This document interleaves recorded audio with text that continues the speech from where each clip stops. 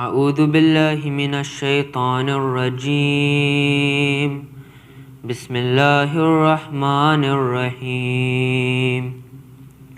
هل أتى على الإنسان حين من الدهر لم يكن شيئا مذكورا إنا خلقنا الإنسان من نطفة أمشاج نبتليه فجعلناه سميعا بصيرا إنا هديناه السبيل إما شاكرا وإما كفورا إنا أعتدنا للكافرين سلاسل وأغلالا وسعيرا إن الأبرار يشربون من كأس كان مزاجها كافورا عينا يشرب بها عباد الله يفجرونها تفجيرا يوفون بالنذر ويخافون يوما كان شره مستطيرا ويطعمون الطعام على حبه مسكينا ويتيما وأسيرا إنما نطعمكم لوجه الله لا نريد منكم جزاء ولا شكورا إنا نخاف من ربنا يوما عبوسا قمطريرا فوقاهم الله شر ذلك اليوم ولقاهم نذرة وسرورا وجزاهم بما صبروا جنة وحريرا متكئين فيها على الأرائك لا يرون فيها شمسا ولا زمهريرا ودانية عليهم ظلالها وذللت قطوفها تذليلا ويطاف عليهم بآنية من فضة وأكواب كانت قوارير من فضة قدروها تقديرا ويسقون فيها كأسا كان مزاجها زنجبيلا عينا فيها تسمى سلسبيلا ويطوف عليهم ولدان مخلدون إذا رأيتهم حسبتهم لؤلؤا منثورا وإذا رأيت ثم رأيت نعيما وملكا كبيرا عاليهم ثياب سندس خضر واستبرق وحلوا أساور من فضة وسقاهم ربهم شرابا طهورا إن هذا كان لكم جزاء وكان سعيكم مشكورا إنا نحن نزلنا عليك القرآن تنزيلا فاصبر لحكم ربك ولا تطع منهم آثما أو كفورا واذكر اسم ربك بكرة وأصيلا ومن الليل فاسجد له وسبحه ليلا طويلا إن هؤلاء يحبون العاجلة يذرون وراءهم يوما ثقيلا نحن خلقناهم وشددنا أسرهم وإذا شئنا بدلنا أمثالهم تبديلا إن هذه تذكرة فمن شاء اتخذ إلى ربه سبيلا وما تشاءون إلا أن يشاء الله إن الله كان عليما حكيما يدخل من يشاء في رحمته والظالمين أعد لهم عذابا أليما صدق الله العلي العظيم.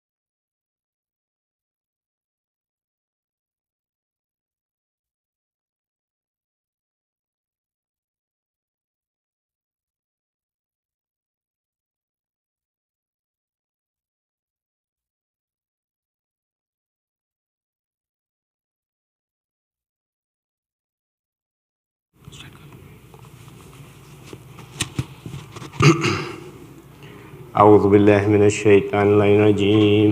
بسم الله الرحمن الرحيم. إن الله ملائكته يصلون على النبي يا أيها الذين آمنوا صلوا عليه وسلموا تسليما. اللهم صل على محمد. الله أكبر الله أكبر الله أكبر الله أكبر. أشهد أن لا إله إلا الله أشهد أن لا إله إلا الله أشهد أن محمد رسول الله أشهد أن محمد رسول الله أشهد أن عليا ولي الله أشهد أن عليا حجة الله. حي على الصلاة حي على الصلاة حي على الفلاح حي على الفلاح حي على خير العمل حي على خير العمل. الله أكبر الله أكبر.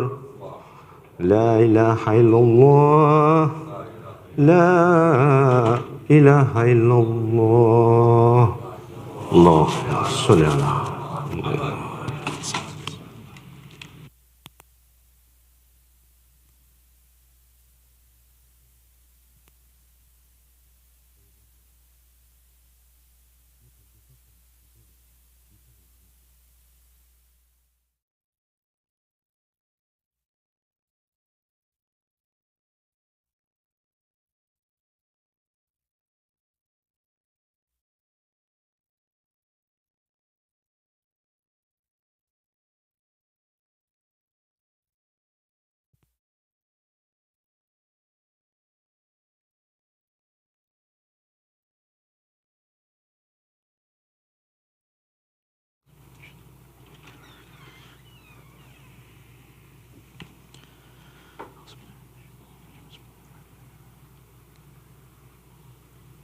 الله أكبر الله أكبر.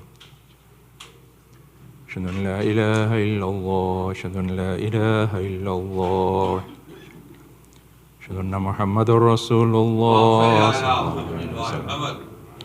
أشهد أن محمد رسول الله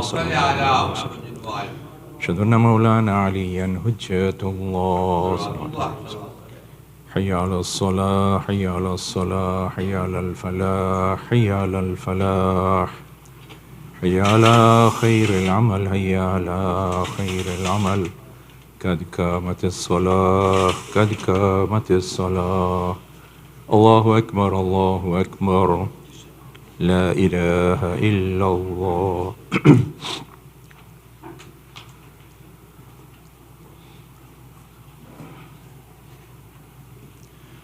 الله أكبر. بسم الله الرحمن الرحيم. الحمد لله رب العالمين الرحمن الرحيم مالك يوم الدين. إياك نعبد وإياك نستعين. اهدنا الصراط المستقيم صراط الذين أنعمت عليهم غير المغضوب عليهم ولا الضالين. بسم الله الرحمن الرحيم. إنا أنزلناه في ليلة القدر وما أدراك ما ليلة القدر. ليلة القدر خير من 1000 شهر. تنزل الملائكة والروح فيها بإذن ربهم من كل أمر. سلام هي حتى مطلع الفجر. الله أكبر. سبحان ربي العظيم وبحمده. اللهم صل على محمد وآل محمد. سمع الله لمن حمده. الله أكبر. سبحان ربي الأعلى وبحمده. اللهم صل على محمد وآل محمد. الله أكبر. أستغفر الله ربي وأتوب إليه. الله أكبر. سبحان ربي الأعلى وبحمده. اللهم صل على محمد وآل محمد. الله أكبر. بحول الله وقوته أقوم وأقعد. بسم الله الرحمن الرحيم الحمد لله رب العالمين الرحمن الرحيم مالك يوم الدين إياك نعبد وإياك نستعين اهدنا الصراط المستقيم صراط الذين أنعمت عليهم غير المغضوب عليهم ولا الضالين بسم الله الرحمن الرحيم قل هو الله أحد الله الصمد لم يلد ولم يولد ولم يكن له كفوا أحد الله أكبر اللهم صل على محمد وآل محمد ربنا آتنا في الدنيا حسنة وفي الآخرة حسنة وقنا عذاب النار اللهم صل على محمد وآل محمد الله أكبر سبحان ربي العظيم وبحمده اللهم صل على محمد وآل محمد سمع الله لمن حمده الله أكبر سبحان ربي الأعلى وبحمده اللهم صل على محمد وآل محمد الله أكبر أستغفر الله ربي وأتوب إليه الله أكبر سبحان ربي الأعلى وبحمده اللهم صل على محمد وآل محمد الله أكبر أشهد أن لا إله إلا الله وحده لا شريك له وأشهد أن محمدا عبده ورسوله اللهم صل على محمد وآل محمد بحول الله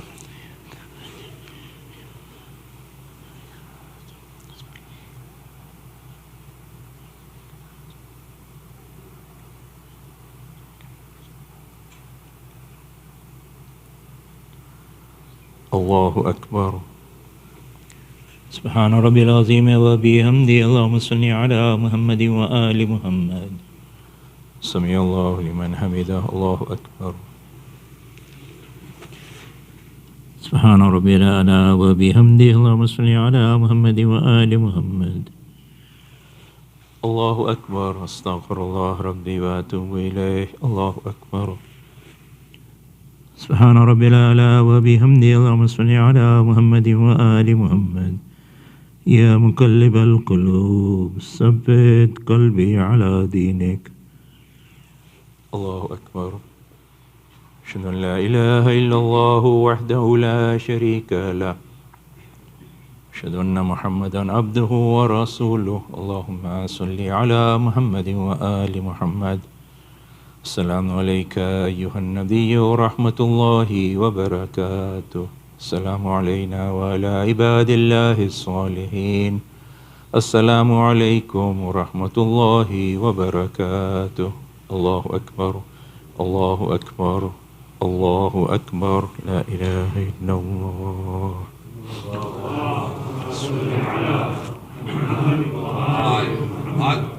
اللهم صل على محمد وآل محمد اللهم صل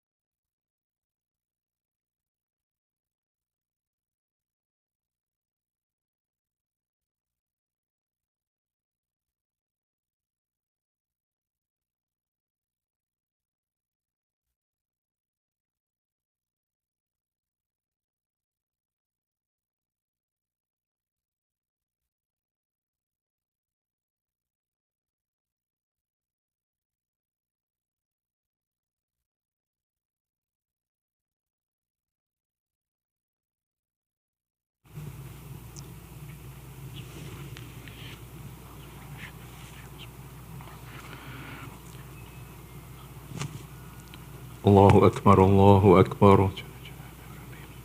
أشهد أن لا إله إلا الله وحده لا شريك له.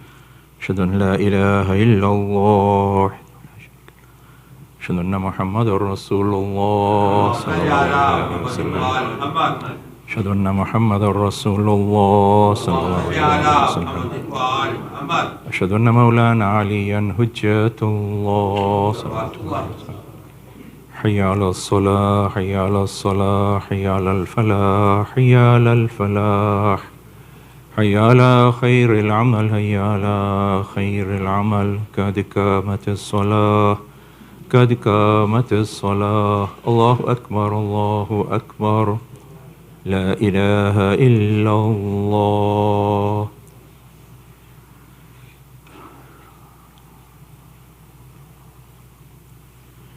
الله أكبر. بسم الله الرحمن الرحيم. الحمد لله رب العالمين الرحمن الرحيم مالك يوم الدين. إياك نعبد وإياك نستعين. اهدنا الصراط المستقيم صراط الذين أنعمت عليهم غير المغضوب عليهم ولا الضالين. بسم الله الرحمن الرحيم. إنا أنزلناه في ليلة القدر وما أدراك ما ليلة القدر.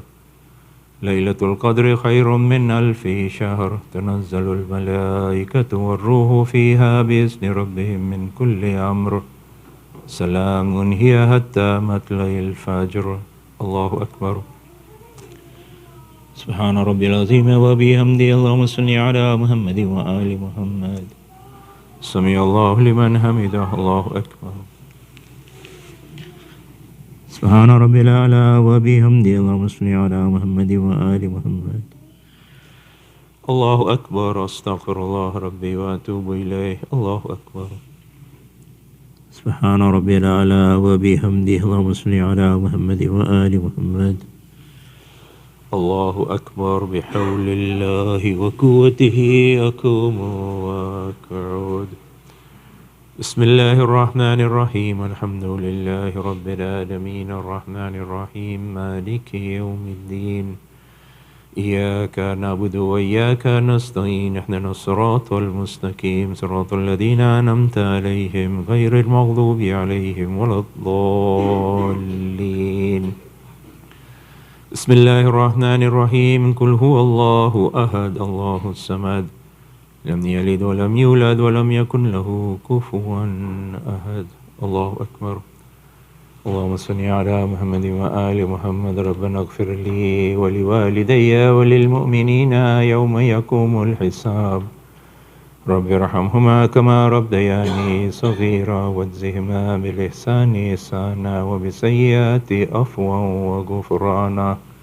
الله أكبر. سبحان ربي العظيم وبحمده. اللهم صل على محمد وآل محمد.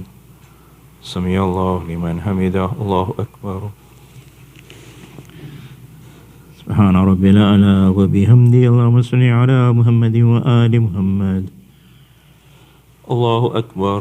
أستغفر الله ربي وأتوب إليه. الله أكبر. سبحان ربي الأعلى وبحمده. اللهم صل على محمد وآل محمد. الله أكبر. أشهد أن لا إله إلا الله وحده لا شريك له وأشهد أن محمدا عبده ورسوله. اللهم صل على محمد وآل محمد. بحول الله.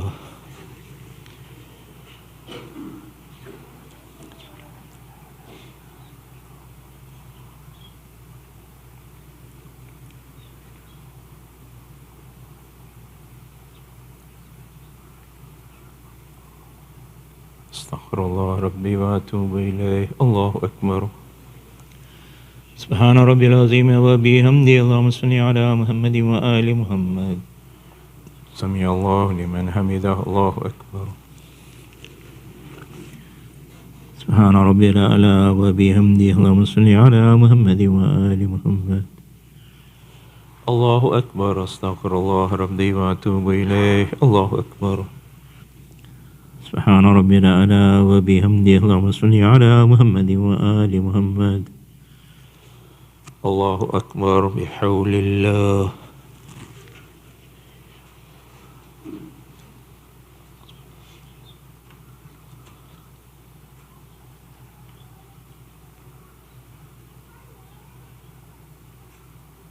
استغفر الله ربي وأتوب إليه. الله أكبر. سبحان ربي العظيم وبحمده. اللهم صل على محمد وآل محمد. سمع الله لمن حمده. الله أكبر. سبحان ربي الأعلى وبحمده. اللهم صل على محمد وآل محمد. الله أكبر. استغفر الله ربي وأتوب إليه. الله أكبر. سبحان ربي الأعلى وبحمده. اللهم صل على محمد وآل محمد. اللهم ارزقني في الدنيا زيارة الحسين وفي الآخرة شفاعة الحسين. الله أكبر. أشهد أن لا إله إلا الله وحده لا شريك له. أشهد أن محمدا عبده ورسوله. اللهم صل على محمد وآل محمد. السلام عليك أيها النبي ورحمة الله وبركاته. السلام علينا وعلى عباد الله الصالحين. السلام عليكم ورحمة الله وبركاته. الله أكبر. الله أكبر. الله أكبر. لا إله إلا الله. صل على محمد وآل محمد. اللهم صل على محمد وآل محمد. الله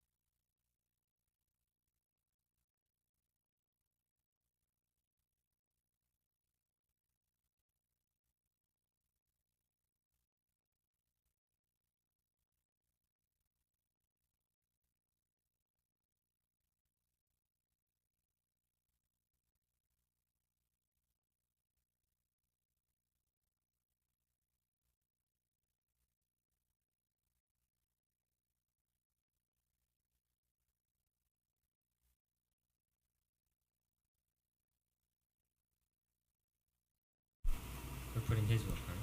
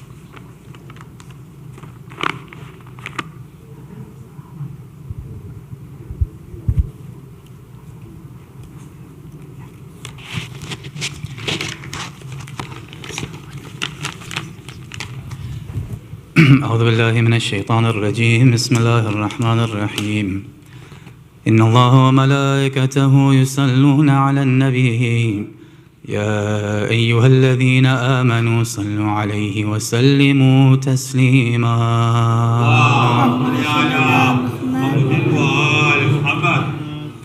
Please enlighten this gathering with one more loud salawat ala Muhammad wa ali Muhammad.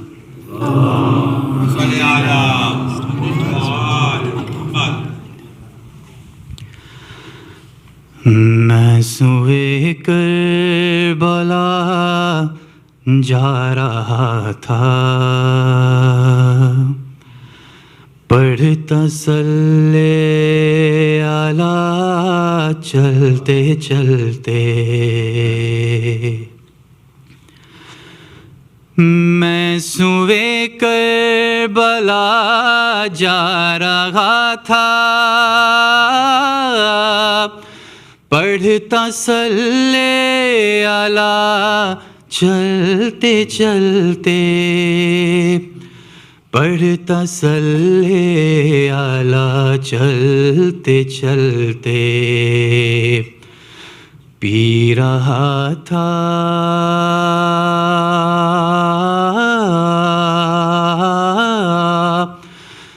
پی رہا تھا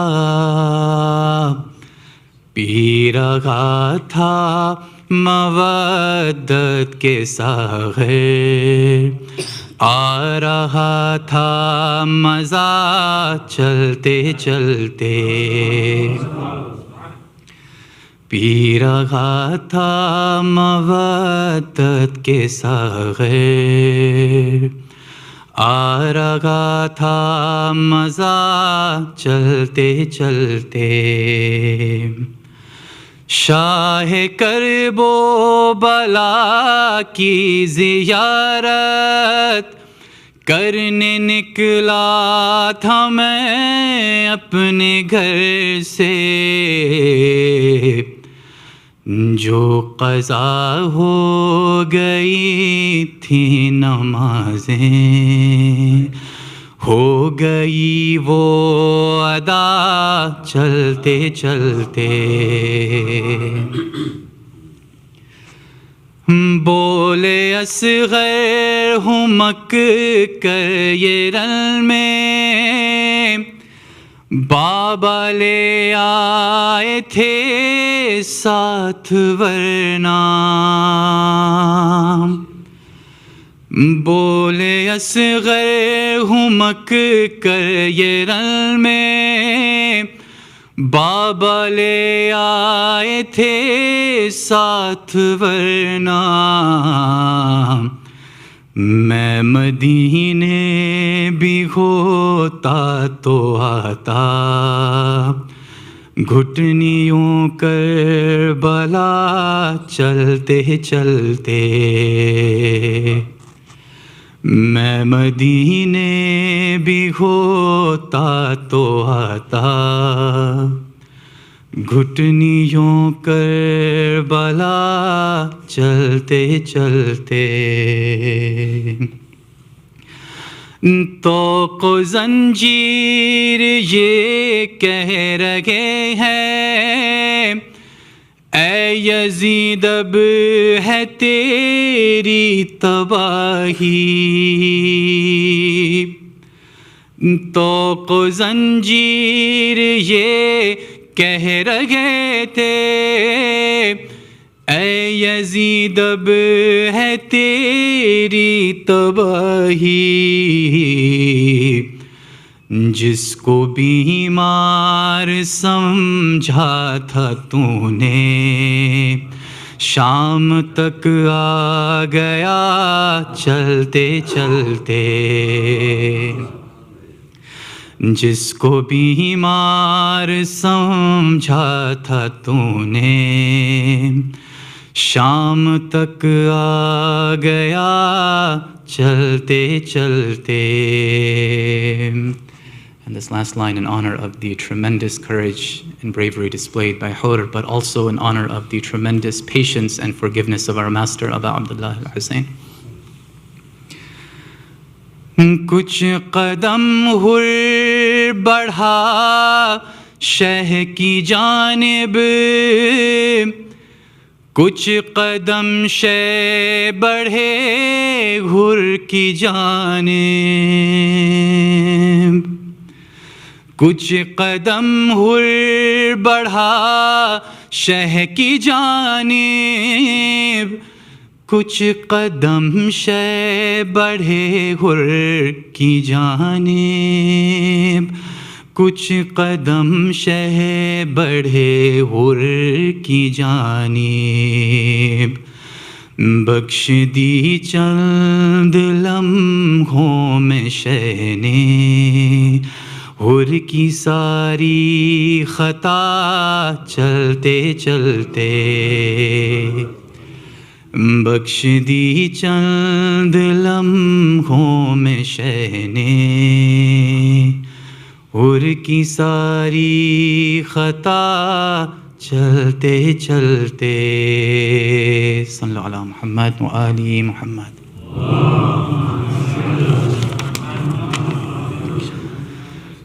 اے مسلمان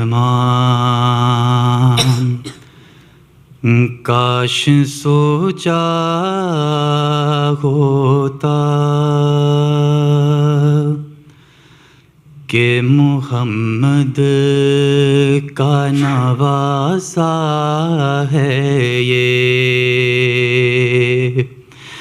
اے مسلمان کاش سوچا ہوتا کہ محمد کا نواسا ہے یہ. اے مسلمان کاش سوچا ہوتا کہ محمد کا نواسا ہے یہ. حالت سجدہ میں ہے بے کس و مجبور بھی ہیں اور کئی روز کا پیاسا ہے یہ مسلمان. کاش سوچا ہوتا کہ محمد کا نواسا ہے یہ. بولی زینب ظلم شبیر پہ ڈھانے والو پتھروں کے تلے میت کو چھپانے والوں ہائے کاندھے پہ اٹھاتے تھے جنہیں خط میں رسول میرے اس بھائی کا لاشا ہے یہ مسلمان. کاش سوچا محمد کا نواسا ہے یہ، جس کا غازی نہ رہا اور علی اکبر نہ بچا، جس کا غازی نہ رہا اور علی اکبر نہ بچا،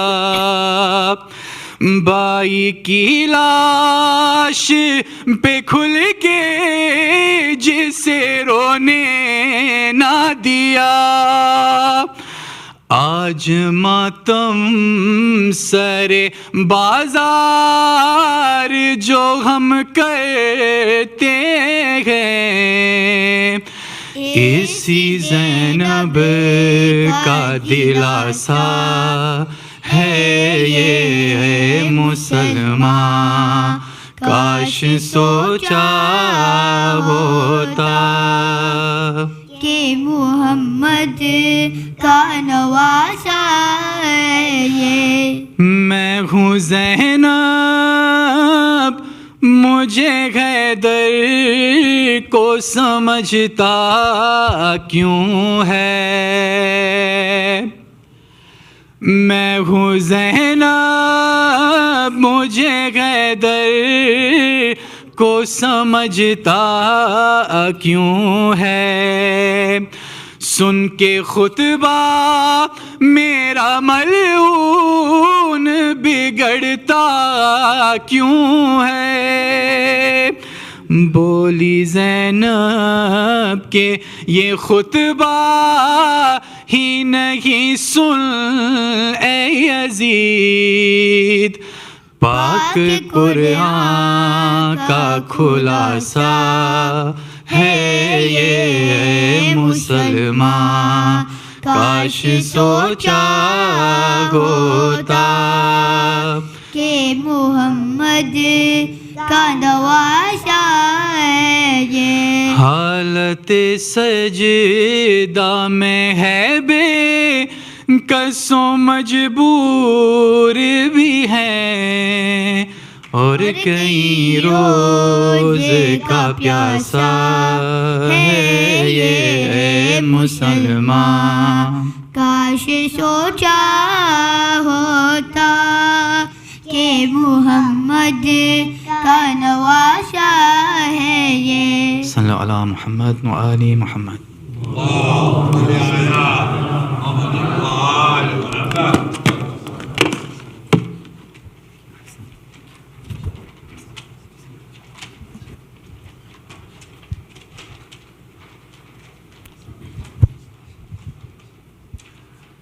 اور محمد و آل محمد صلوات۔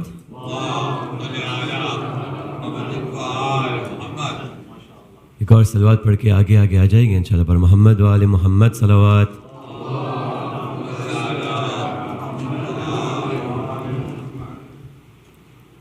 یہاں آنے سے پہلے سیکریٹری صاحب مفتی نے ایک حکم دیا تھا کہ ایک کلام سناؤں آپ سب کو انشاءاللہ، تو یہی منقبت کے ساتھ شروع کروں گا، اور پھر انشاءاللہ بی بی سغرا کا ایک مرثیہ۔ آپ سب کی اجازت ہے تو ایک بلند آواز سے صلوات پڑھیے گا محمد اور آل محمد پر۔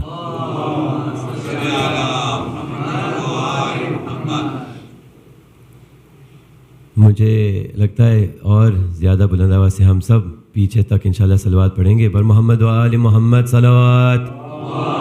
ماشاءاللہ۔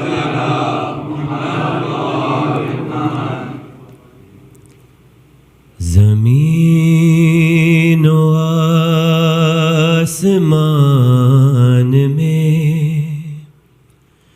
حسین سا کوئی نہیں، خدا کے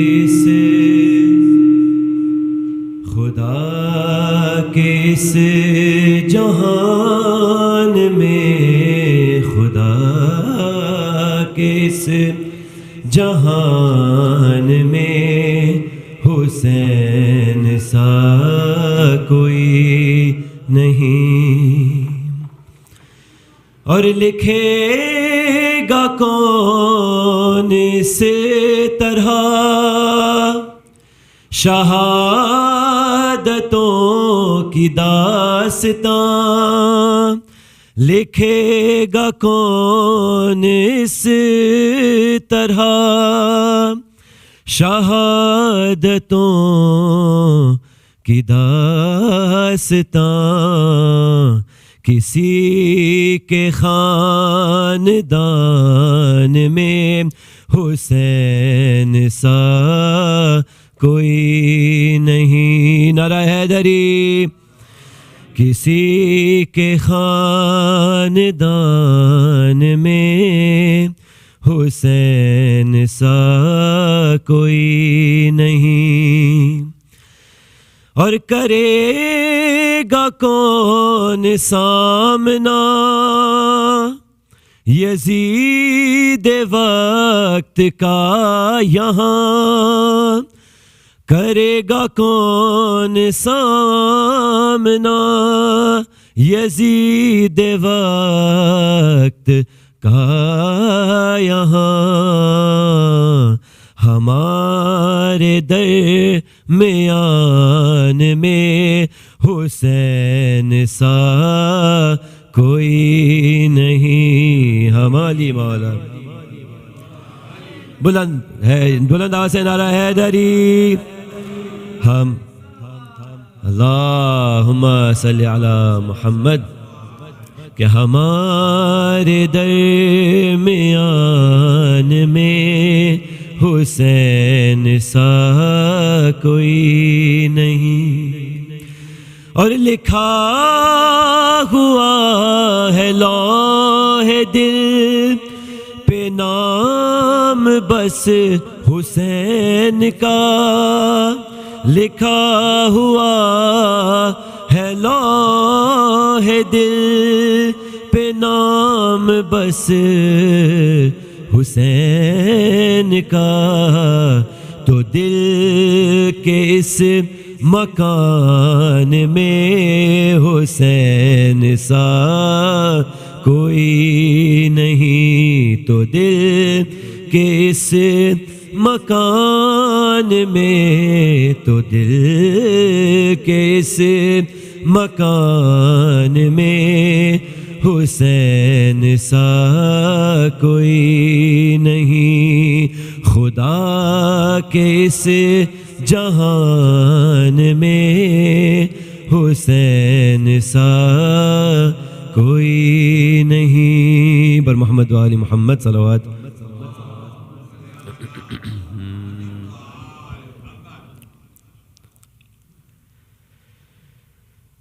مجھ کو تنہا نہ کبھی چھوڑ کے جانا بابا، مجھ کو تنہا نہ کبھی چھوڑ کے جانا بابا، مجھ کو محمل میں بھلے، مجھ کو محمل میں بھلے تم نہ بٹھانا بابا، مجھ کو تنہا نہ کبھی چھوڑ کے جانا بابا، گر خطا مجھ سے ہوئی ہے تو خطا معاف کرو، ارے گر خطا مجھ سے ہوئی ہے تو خطا معاف کرو، ارے مار ڈالے نہ مجھے،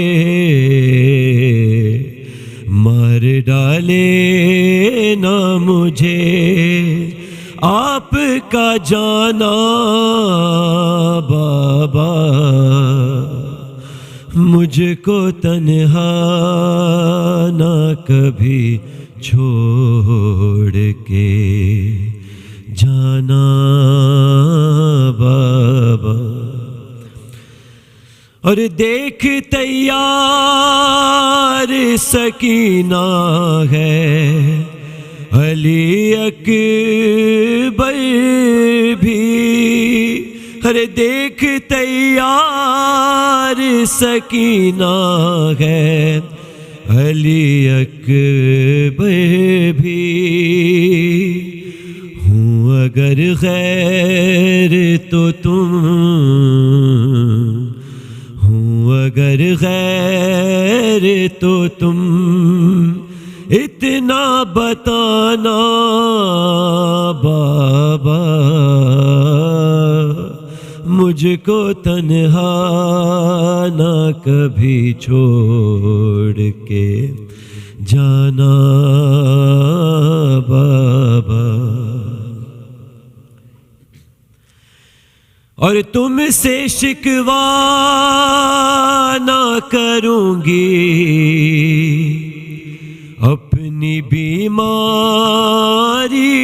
کا. تم سے شکوہ نہ کروں گی اپنی بیماری کا. ارے خود ہی لے لوں گی دوا، خود ہی لے لوں گی دوا. تم نہ پلانا بابا، مجھ کو تنہا نہ کبھی چھوڑ کے جانا بابا. اور ساتھ اصغر کو لیے جانے کا مقصد کیا ہے؟ ارے ساتھ اصغر کو لیے جانے کا مقصد کیا ہے؟ اپنی بیمار سے تم، اپنی بیمار سے تم یہ نہ چھپانا بابا. مجھ کو تنہا نہ کبھی چھوڑ کے جانا بابا. پھر اگر مل نہ سکی اتنی گزارش ہے میری، پھر اگر مل نہ سکی اتنی گزارش ہے میری، میری تربت پہ دیا، میری تربت پہ دیا آ کے جلانا بابا. مجھ کو تنہا نہ کبھی چھوڑ کے جانا بابا. مجھ کو تنہا نہ کبھی چھوڑ کے جانا بابا. الفاتحہ.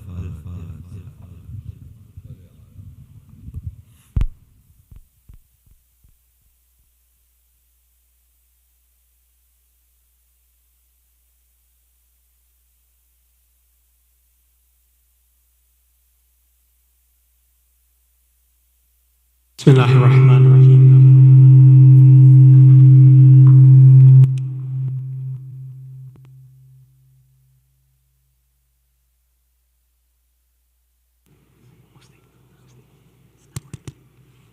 Check. بسم اللہ الرحمن الرحیم. Sayyid Muhammad Hassan Alsheraa, Zakir Ashinaz Alidina, respected elders, dearest brothers and sisters in Iman, Assalamu alaikum, Jami wa rahmatullahi wa barakatuh. Surah Fatiha is requested for all marhumin listed on the screen, as well as all other marhumin, Surah Mubarak al-Fatiha.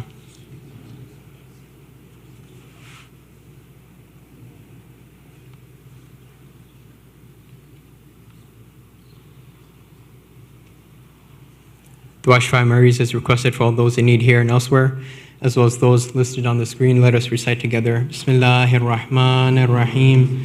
أَمَّن يُجِيبُ الْمُضْطَرَّ إِذَا دَعَاهُ وَيَكْشِفُ السُّوءَ أَمَّن يُجِيبُ الْمُضْطَرَّ إِذَا دَعَاهُ وَيَكْشِفُ السُّوءَ أَمَّن يُجِيبُ الْمُضْطَرَّ إِذَا دَعَاهُ وَيَكْشِفُ السُّوءَ أَمَّن يُجِيبُ الْمُضْطَرَّ إِذَا دَعَاهُ وَيَكْشِفُ السُّوءَ أَمَّن يُجِيبُ الْمُضْطَرَّ إِذَا دَعَاهُ وَيَكْشِفُ السُّوءَ. Ya Allah. A kind reminder to please donate towards the Muharram and Safar Fund. A donation of $300 per family is humbly requested. The HIC youth are selling t-shirts this holy month of Muharram. The deadline to pre-order has been extended to 11 a.m. on Wednesday, August 3rd. You may place your orders online using the link sent out on the HIC WhatsApp broadcast. All sizes are available. Please support the HIC youth and place your orders. Before we move on to tonight's Majlis, brothers are kindly requested to please move as far forward as possible in order to make room for those that will be joining us later. Can you please move forward with a salawat?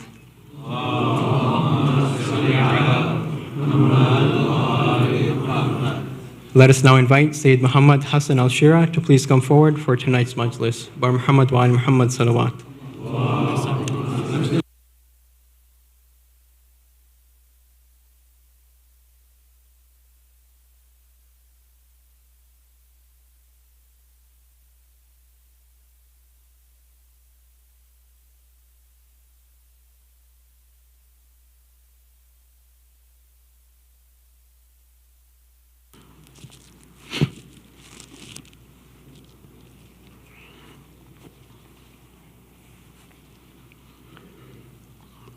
أعوذ بالله من الشيطان الرجيم.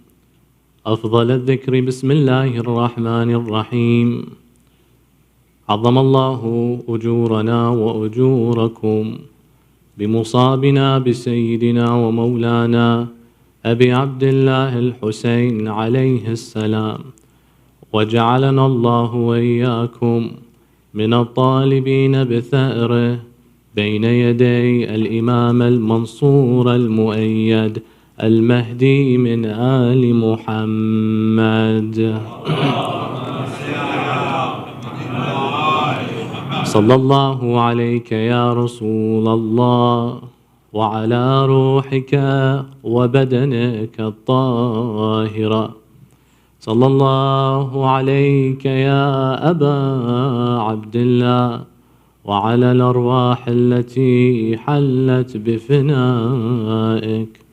عليكم مني جميعا سلام الله أبدا ما بقيت وبقي الليل والنهار.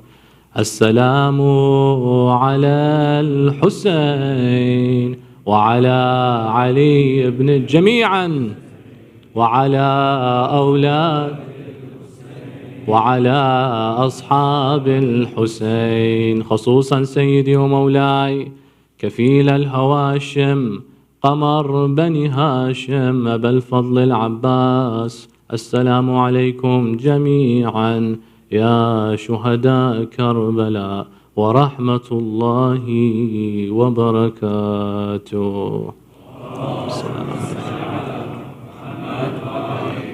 أما بعد، يقول الله في كتابه الكريم: بسم الله الرحمن الرحيم. يا أهل الكتاب لما تلبسون الحق بالباطل وتكتمون الحق وأنتم تعلمون. آمنا بالله صدق الله العلي العظيم. Illuminate your hearts with a very loud salawat ala Muhammad wa ali Muhammad.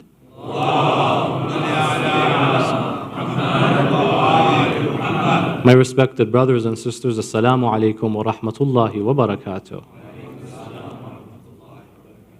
There is no shadow of doubt that the legacy and saga of Karbala is one of the most, if not the most, impressive moments within Islamic history. Dare I say world history. Because when you observe what transpired on that day in the field of Karbala, you find humanitarian values that are transcendental and universal. You don't need to be Muslim, Shi'i, Ithni Ashri necessarily to agree with the stance of staying on the side of justice against injustice, resisting oppression against the oppressor. You don't need to be someone that adheres to an ideology that is unique and linked with the prophetic household to understand that these are values that are humanitarian and global. Among what happened in Karbala, we find moments that are just jaw-dropping. We just look at what went on and we think to ourselves, that is incredible. That was amazing. That was, with a lack of better words, or for a lack of better words, awesome. There's no way I can explain that any better. This has led many who both come from the field of antagonizing the school of Ahlul Bayt and from the field of the school of Ahlul Bayt to come forth with certain exaggerations. There are many cultural myths related to Karbala, brothers and sisters. Cultural myths, meaning contingent to my upbringing, I've decided to affect the minds of those who listen about the stories of Karbala, about what happened, based on what I feel makes the story even better. When something is perfect, you don't need to add anything to it to make it seem nicer. Many of the women will tell you, or even those from the men, who are experts in preparing very good, wonderful dishes, let's say. If you come and add something more to it, you're removing from its greatness, from its value, etc.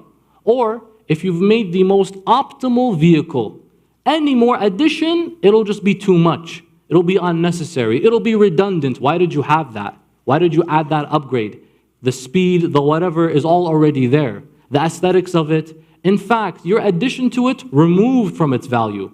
Sometimes there is value in simplicity, or there is value in perfection that doesn't necessarily meet your standard.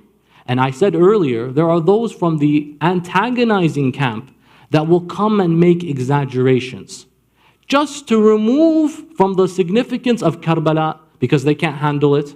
And then there are those from the camp of Ahlul Bayt who will make exaggerations just to think that they have included or increased in the significance of Karbala, but without realizing both of them have ruined it. Why? Because the intentions are different, the conclusion is the exact same. There are people from the non-Shia worldview that will tell you Imam Hussein had no clue he was going to die in Karbala. He literally wanted power, political power. Hubbud dunya. And that's the connotation they will associate with Abu Abdullah. Relative to Imam al-Hussein, Imam al-Hassan, his brother. Imam Hassan would make peace treaties, was a more civil, wise individual, and he wanted the akhirah. Whereas Abu Abdullah wanted the dunya, and look at what happened. Look at their akhirah, look at their khatimah. So what they like to say is this. There is a hadith regarding the Mahdi from the non-Shia school view, that this Mahdi is not from the line of Sayyid al-Shuhada, from the Imams of Ahlul Bayt, the Tis'at al-Ma'sumin, that come from Abu Abdullah al-Hussein. He's from al-Hassan. Why? Many of their scholars have maintained it's because of the contribution that al-Hassan gave. Instead of fighting, because Islam is not very violent, it's not a religion that stands up against oppressors, you can be violent against injustice. As a result, he was more wise and peaceful. Allah blessed the line of al-Hassan with al-Imam al-Mahdi. Whereas the Shia, and in our interpretation, the Mahdi is from al-Hussein. But Allah, in their interpretation, didn't give the Mahdi in the line of Imam al-Hussein because Imam Hussein wanted the dunya. So they'll make these exaggerations. It was after political gain. I mean, at the end of the day, when over 5,000 from the city of Kufa dispatch letters to you in Medina, come and rule over us. And if you are on your way and you get intercepted by the forces of Yazid ibn Muawiyah and die in the process, it looks really clear that you wanted power and you died. Therefore, Imam Hussein was more political. As a result, Allah didn't give him the Mahdi in his lineage. So this is one false accusation and misconception leveled against Imam al-Hussein from the non-Shia worldview. Come and look at the khurafat and mazbala and the outraging content from the Shia worldview. Imam al-Hussein alayhi salam, he killed 300,000 people in 1 minute. This is an actual statement that many people will utter on the manabir. They'll exaggerate moments just to think they have served the message of Karbala.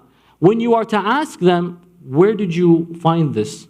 Can you cite it for me? They'll say, just trust the heart. Trust the heart. You know, the heart your heart is good. But what you did is you destroyed many other hearts in the process. We know your intentions are sincere. But the ghaya does not justify the wasila.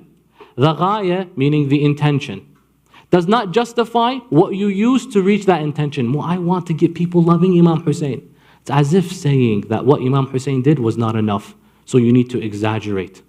Many people will exaggerate things just for the sake of poetry.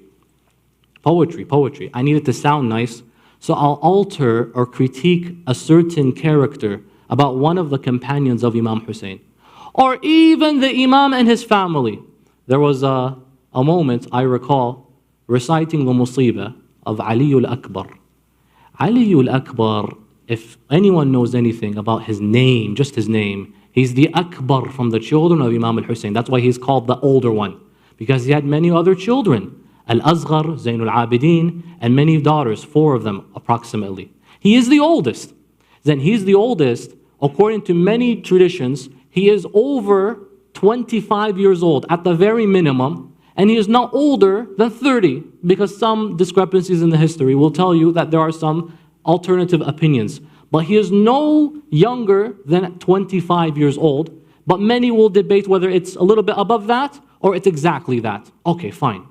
Someone said, you ruined my Nawha. Like, why? Because you mentioned Ali al-Akbar was the oldest. When my qasida, I'm going to say he's 18. And 18 rhymes better with what I'm going to say afterwards. So for the sake of rhyming, you're going to ruin a history and heritage. Because what happens all of a sudden? Imam Zayn al-Abidin becomes 13 years old. If Ali al-Akbar is 18. Al-Azghar is probably not even born. Because the dates are all flip-flopped all over the place because of your exaggeration. But it sounds better. Who cares what it sounds like? At the end of the day, everything he gave from blood, sweat, and tears on that day is significant.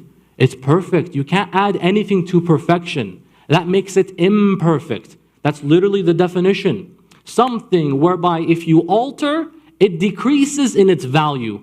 Leave it, don't touch it. But come and try your best to bring perspectives maybe, bring alternative thought, bring a new look. Don't alter what's there. That's the mabda, the foundation. Build on it. Don't change the foundation. Because many people's iman will become wavery.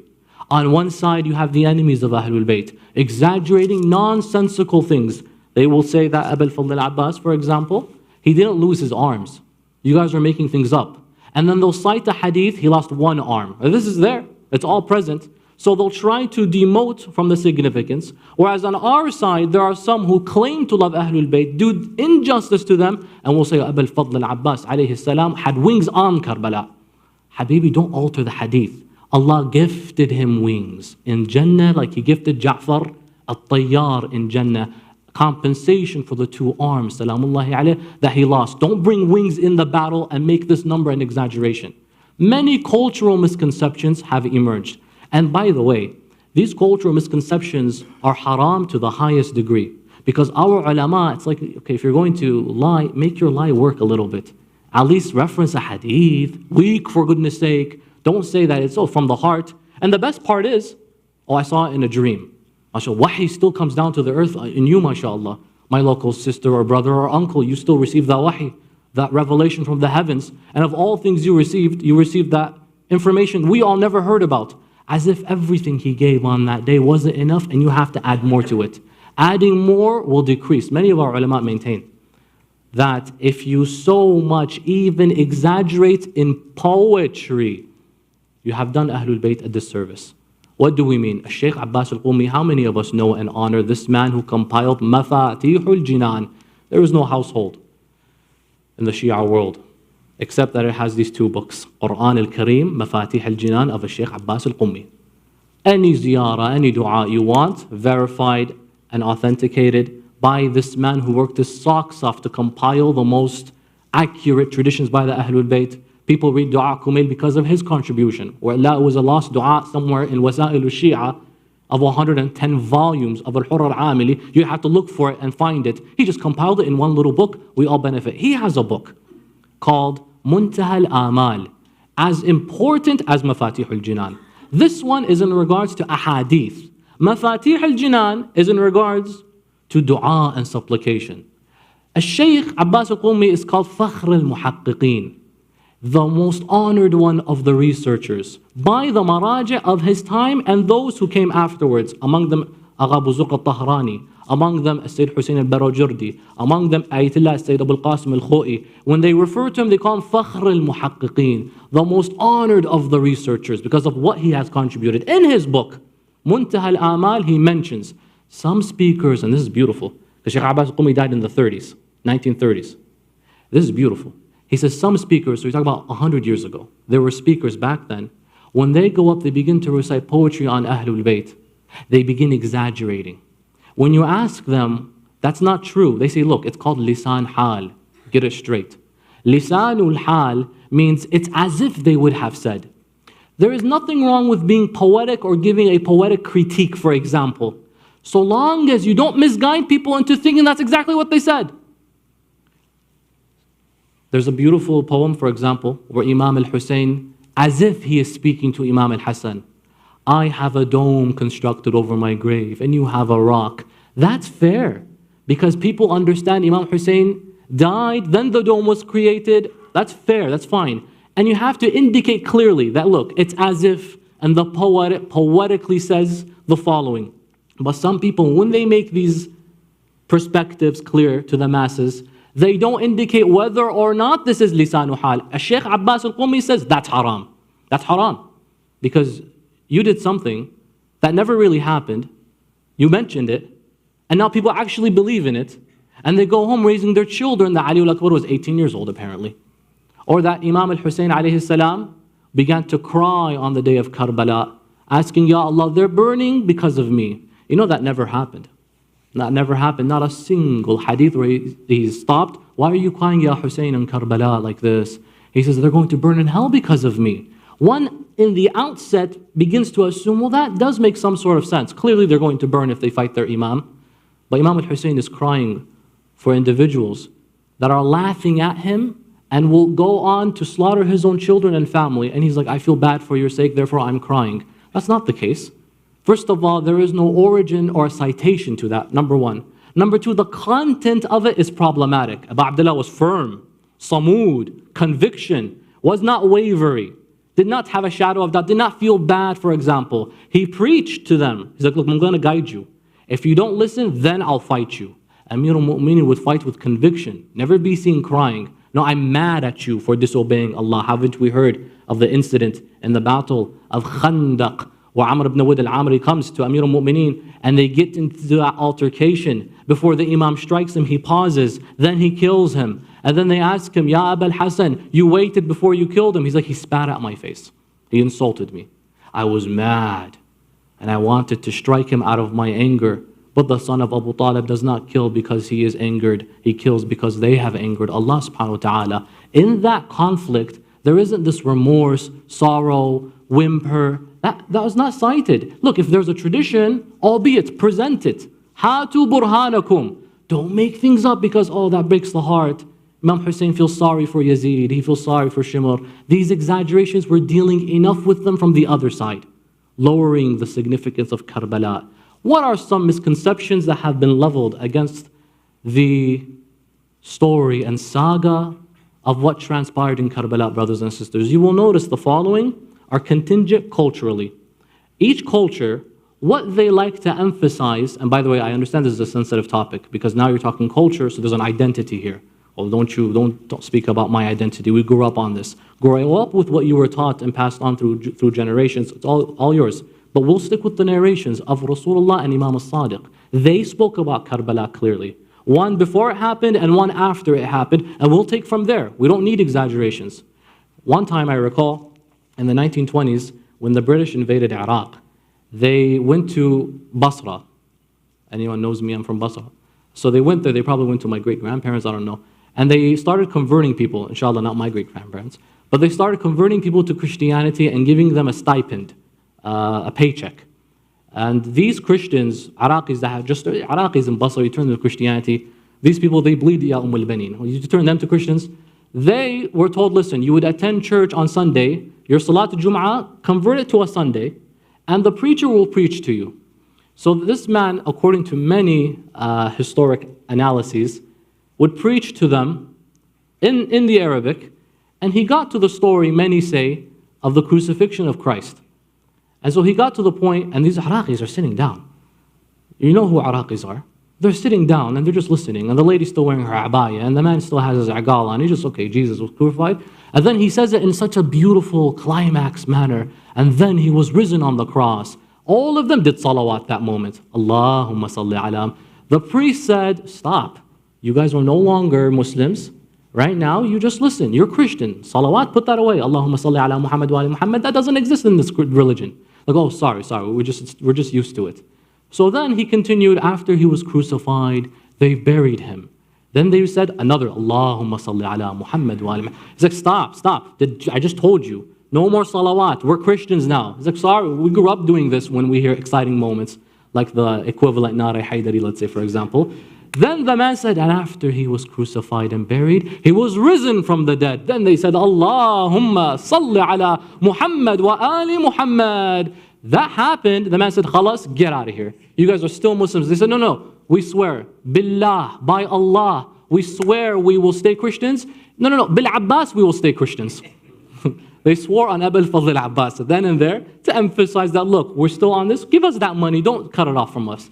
This is one indication of the connection that that culture or community has with Abu al-Fadl al-Abbas. And of course, Abu al-Fadl, loser, is the one who doesn't have a connection with him. Lost and condemned is the one. As a result of that mahabbah, we do notice, however, false claims towards Abu al-Fadl, salamullahi alayh. There was one claim that Abu al-Fadl al-Abbas, he himself single-handedly got rid of 30,000 people. Now the problem with such claims and accusations is that when we read the attendees of Karbala from the opposition, they were exactly 30,000. Well, the battle was over in that situation. These claims, brothers and sisters, they need to be rechecked.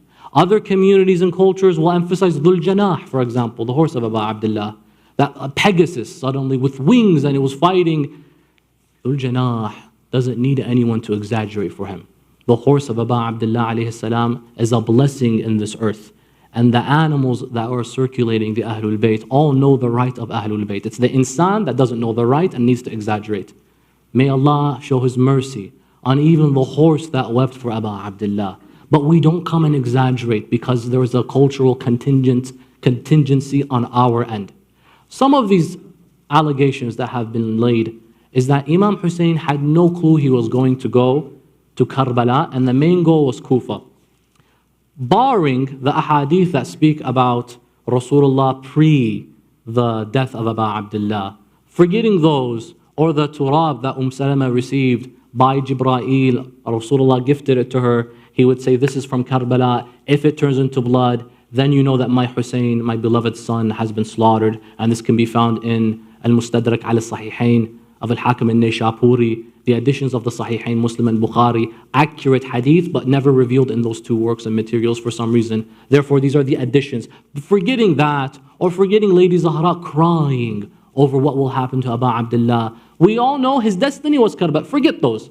Forget even the sermons of Imam al-Hussein before he leaves to Karbala. He's in Mecca and he begins to say, it's as if my limbs are going to be slashed and my children taken captive and women. Like death, we wear it like the children of Adam wears a nice necklace. We wear it around our necks. Forgetting all of these, look at the following two observations.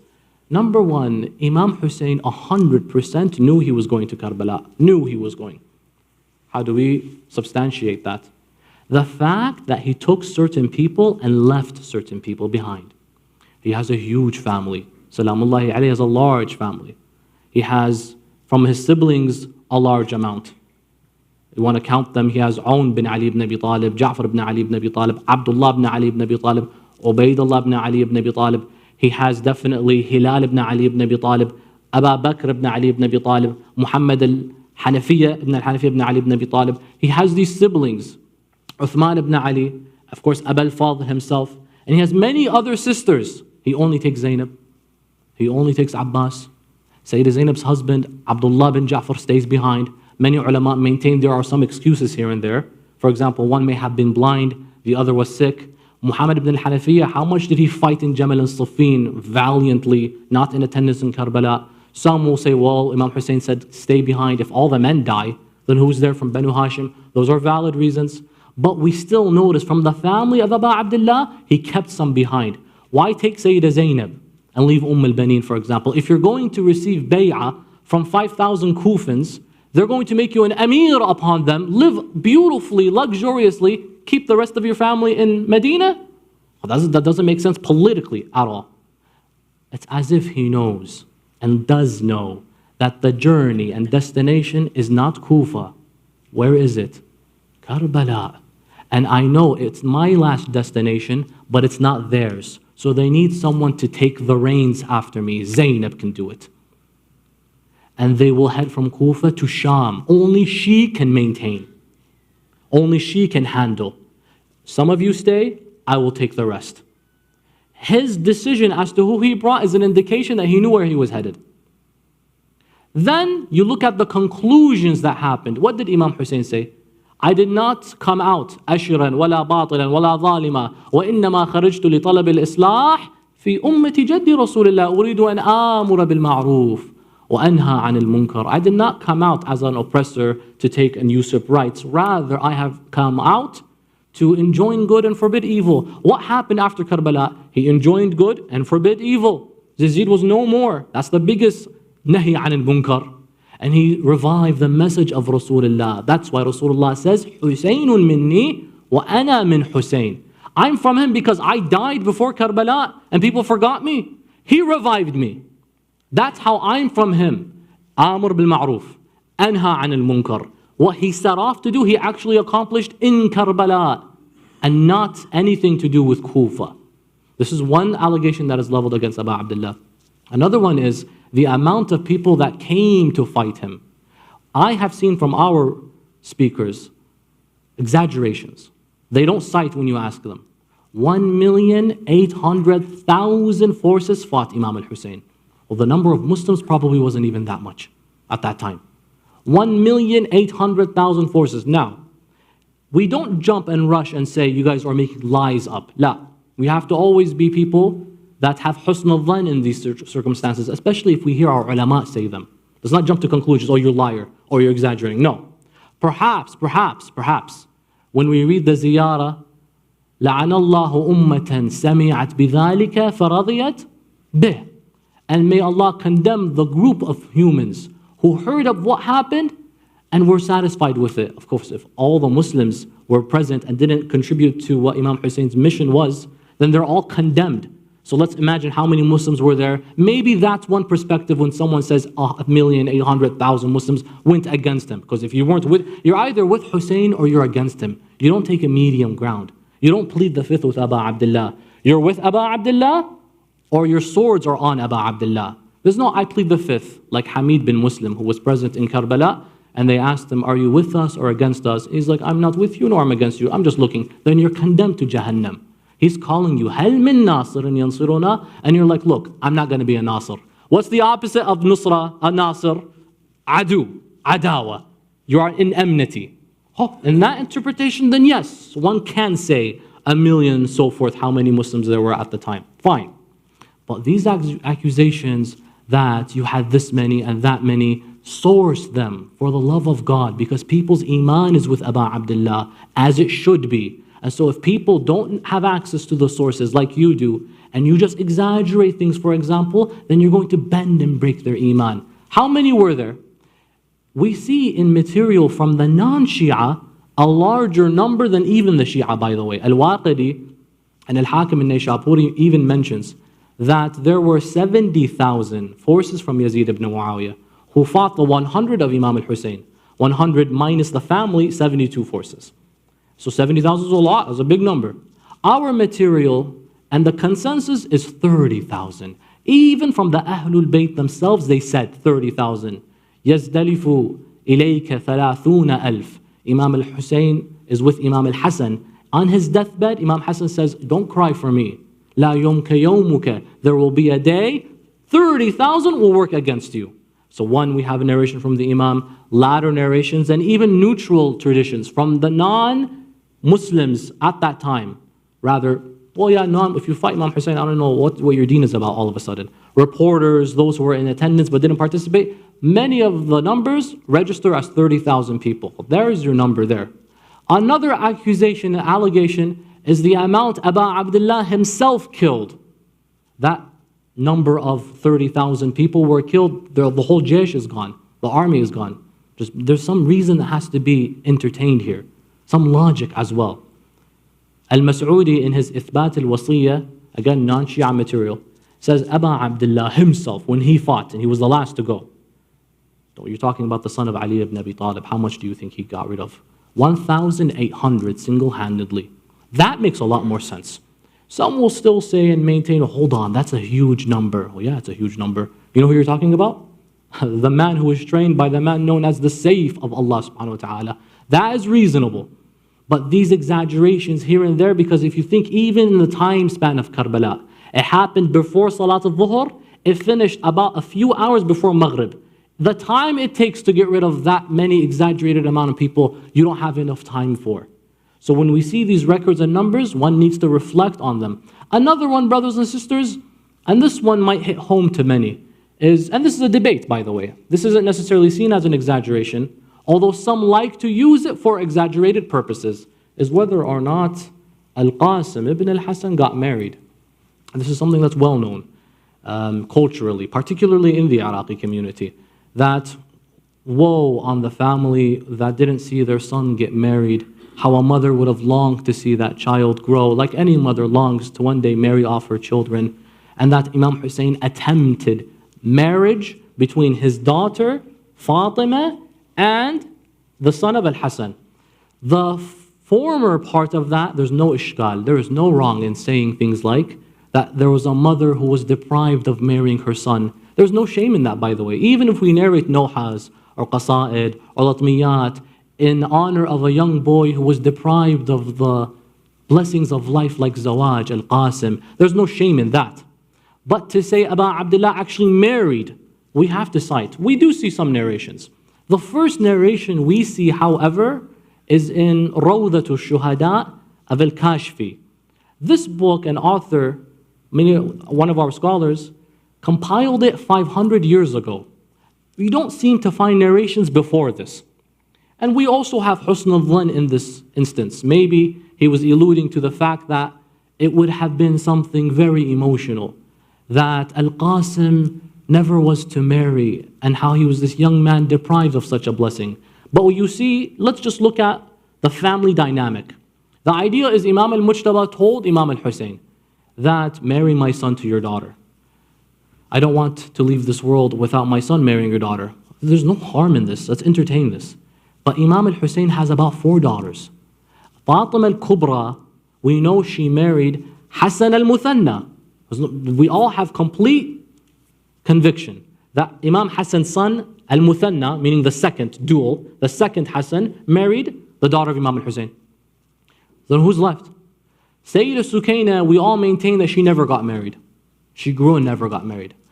Al-Ruqayya, alayha salam, was 4 years old in Karbala. Is that marriageable? No. As-Sughra or Al-Alila was in Medina. So how? How can that necessarily happen? But there is no harm and shame in describing the circumstance that there was one who was deprived from that wedding. But to add, because we feel that there is an emotional faculty we can still tap into. You shouldn't say that. Because if what happened didn't really happen, then how will you meet Abu Abdullah on that day of judgment? People will be risen and raised, assuming that this was something, what you described, a reality. Another exaggeration, brothers and sisters, is we notice that with regards to the combatants, those who have fought Imam al-Hussein, many of these individuals didn't become guided by Abu Abdullah, that there was a failed attempt, that when he goes to preach to them, none of them transferred to his side, with the exception of Hurr bin Yazid al-Riyahi. That actually is not true, because we notice in the traditions that it's not just al-Hurr who joined forces with Imam al-Hussein. His son, by the name of Bukair, was alongside him, and he actually was a catalyst to help those on the forces of Umar ibn Sa'd to transition to Imam al-Hussein. Approximately 28, many traditions maintain, people from that side joined forces. The thing is, because many people like to say this, claim why Imam Hussein failed. When he speaks to you, he wasn't that compelling, he wasn't that convincing. Only one man was convinced. That's not true. There were many who joined forces, and this argument and misconception is leveled against us from the non-Shia worldview. That even when he tried, he failed. La, tens of people joined forces, but one man we honor because of his stance particularly. And some of these people, when they joined forces, as they were running to Imam Hussein, they were shot with arrows. They were shot, they couldn't go. A man by the name of Yazid bin Safwan al-Tamimi, Yazid bin Sufyan al-Tamimi, he said, had I known Hurr ibn Yazid al-Riyahi would change forces after Hurr had made it, I would have killed him. Right then and there, I would have killed him if I knew that was his intention. So after he does make that transition, 28 at least other people tried, but they were killed on the way. Some of them managed to make it to that camp. Hurr ibn Yazid al-Riyahi was affected by the cultural misconception, because the culture at that time was that Imam al-Hussein was a Khariji. He has left this religion, and that's how you justify killing him. He met Abu Abdullah 3 Muharram. He met him on the 3rd day of Muharram. And Imam Hussein had water before Hurr had water. Hurr was dispatched by Ubaidullah ibn Ziyad with 1,000 forces, an indication that Hurr is a man very competent in the skill of combat and war. And so he gives them 1,000 men. Most of them are fursan, horse riders. This is a strong force not to be reckoned with. Abu Abdullah alayhi salam only has 100, salamullahi alayhi. He meets him. Imam Hussein has control of the Euphrates. Notice this. He has control of the water. Hurr asks him, give us some water. Abu Abdullah, with his magnanimous heart, gives him water. Gives him water, and he begins to order, give them and their horses water. I can't handle seeing an animal thirsty. Subhanallah. Then it was Salah time. Hurr is told by Abu Abdullah, lead Salah. Hurr said, how am I going to lead Salah when the son of Fatima is in front of me? You lead the Salah. He's here to stop him and take him into Kufa, but he can't but help himself. He needs to pray behind him. He then is told by Imam Hussein, what do you need here? He says, I have orders, I need to handcuff you and take you to Ibn Ziyad. Abu Abdullah says, I won't do that. Then he says that it's likely you might get killed. Imam Hussein then replies a very cunning reply, ثَقَلَتْكَ أُمُّكَ. ثَقَلَتْكَ أُمُّكَ means, may your mother have miscarried you. Hurr says to him, you just insulted my mom. And the biggest insult is not one that is leveled against you. It's the one if you're talking about my mother. He says, had you had any other mom, I would have said the same thing. But how can I say that to the son of Fatima al-Zahra? Had your mother been any other lady, I would have said the same. Oh, Hurr, you forgot something. She did miscarry at one point. In any case, he says to him these lines. He's distraught. You just said that about me, but I can't say anything back to you. Later on, he gets orders. He is refusing to go to Kufa. Then you begin taking the water from him. Hurr ibn Yazid gets control of the water, his fault. Later on, he admits it. Imam Hussein sees him, now you deprive me and my family from water. He says, look, I just have orders, come to Kufa? No, I won't do so. The 9th of Muharram comes. Hur bin Yazid is confused. I prayed behind him. We had an exchange. When I asked him for water, he gave us and the horses water. He's a man among men, and he stands out. Something is going on in his heart. He then sees a few things. These things destroy that heart. Number one, he hears Shimr ibn al-Jawshan saying, tomorrow heads will fly and arms will be severed. The head was Hussein and the arms Abbas.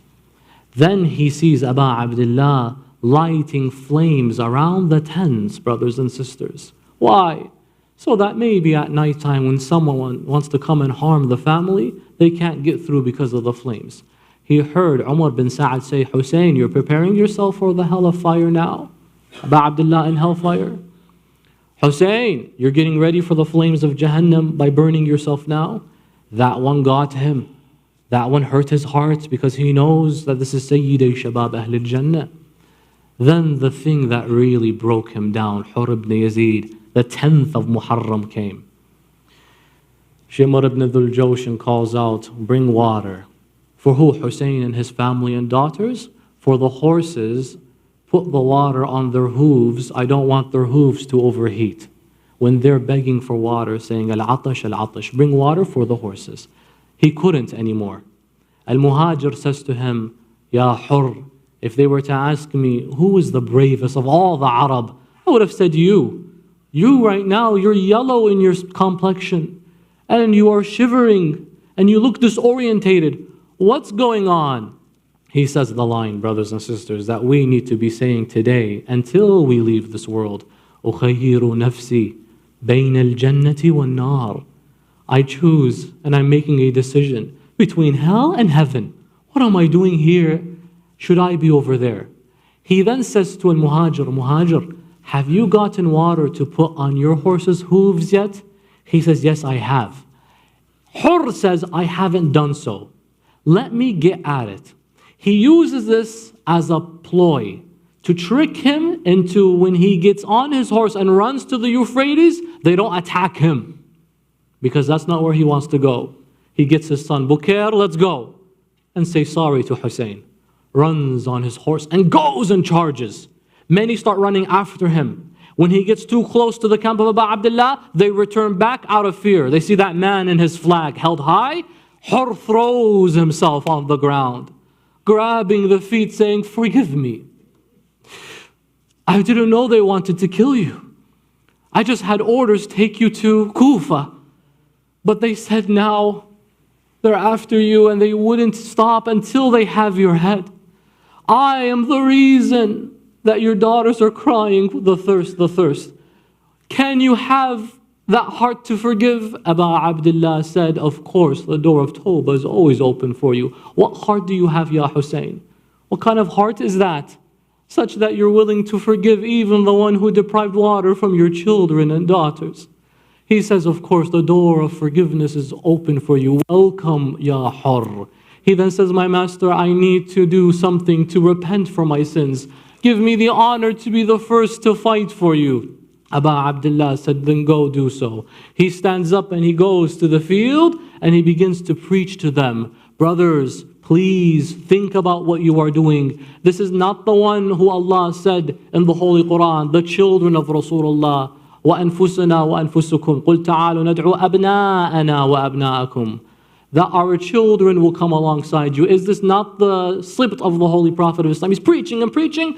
They say, look, may Allah condemn you and him for making these decisions. He then begins to fight. Hur bin Yazid, he fought valiantly, brothers and sisters, until they dispatched a wave of their men on their horses, and they begin to shower arrows over him. Hur bin Yazid starts to fight, and he gets rid of multiple of these enemies of Allah, until a mal'oon throws his spear towards the back of Hur. Many arrows land over him, and they swing their swords. He became the Kaaba of all the swords on that day, until he fell to the ground. Before he hit the floor, he called out with tears streaming down his face, Assalamu alayk ya Aba Abdullah. Imam al-Hussein ran to the field. He grabbed Hurr and he lifted him on his lap. And Aba Abdullah then took back what he said to him. He says, Ya Hurr, anta hurrun fi dunya wa sa'idun fil akhirah. Sadaqat ummuk. Oh Hurr, you are free in this life like your mother has named you. And you are the one who is happy in heaven. The family of Hurr bin Yazid buried him a distance from Karbala. That's why if you go to Karbala, you will see that Hurr is a few kilometers away from the Bainul Haramain. That is why they removed him, because they knew that his body would be trampled and they did not want his body to be trampled. But if you go to the Haram of Sayyid al-Shuhada, where he was killed, the Madbah al-Husseini, that area that is shining red is where the biggest tragedy happened. Where he is buried is different. Why is that? Because when the horses of Banu Umayyah trampled over the body of Hussein, they kicked his body around left and right. Where he died is different from where he was buried. He didn't even have the honor of being respected and dignified after his death. Wa Hussein, Ya Hussein, Ya Hussein, Ya Hussein.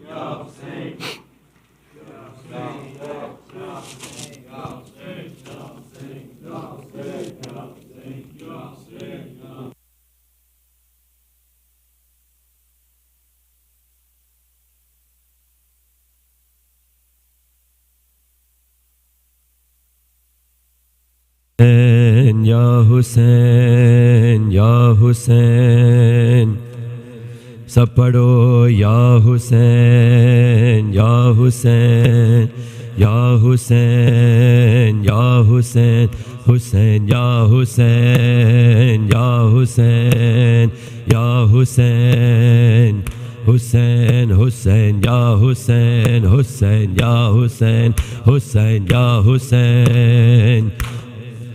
Hayya ala khairil amal, hayya ala khairil amal, hayya ala. MashaAllah, buland आवाज से सब पढ़े. Hayya ala khairil amal, hayya ala khairil amal, hayya ala khairil amal, hayya ala khairil amal, hayya ala khairil amal, hayya amal. Ya Hussein, Ya Hussein, Ya Hussein, Ya Hussein, Ya Hussein, Ya Hussein, Hussein, Ya Hussein, Ya. ابھی دور کربلا ہے, ابھی دور کربلا ہے, ابھی دور کربلا ہے.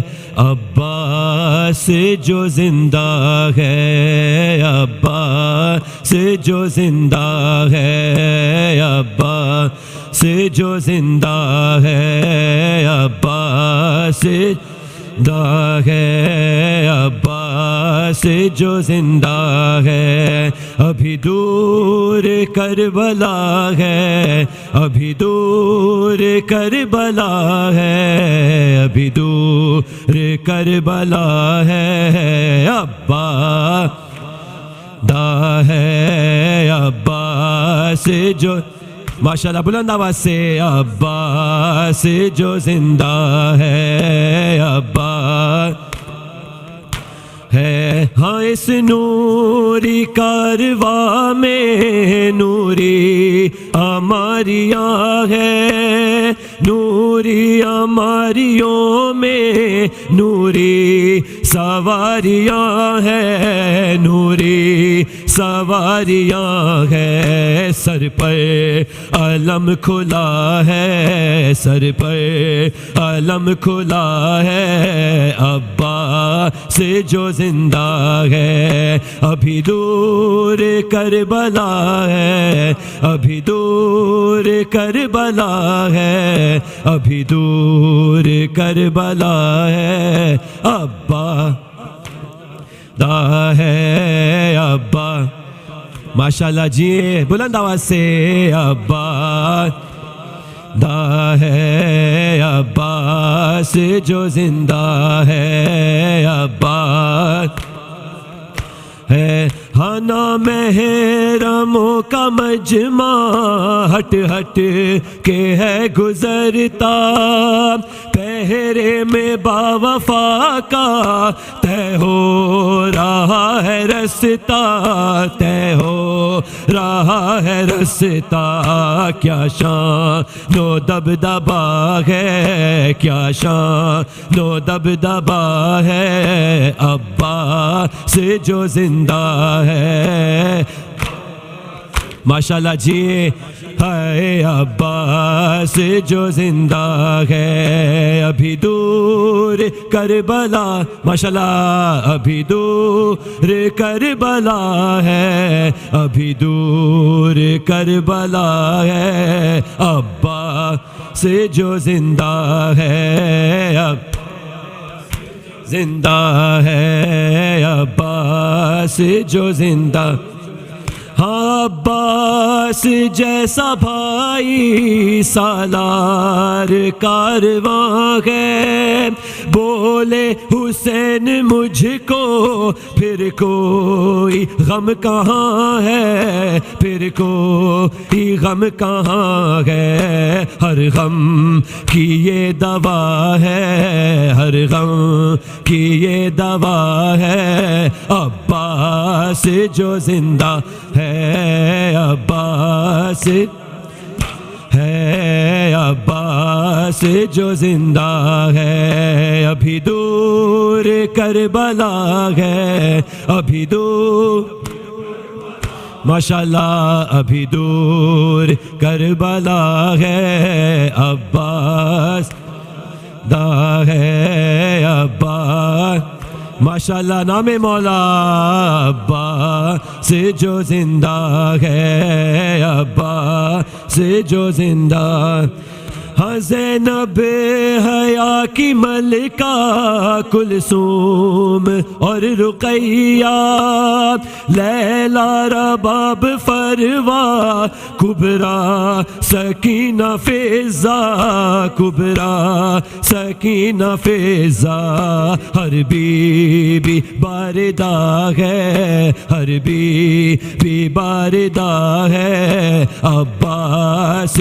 جو زندہ ہے ابا ہے ابا زندہ ہے ابھی دور کربلا ہے ابھی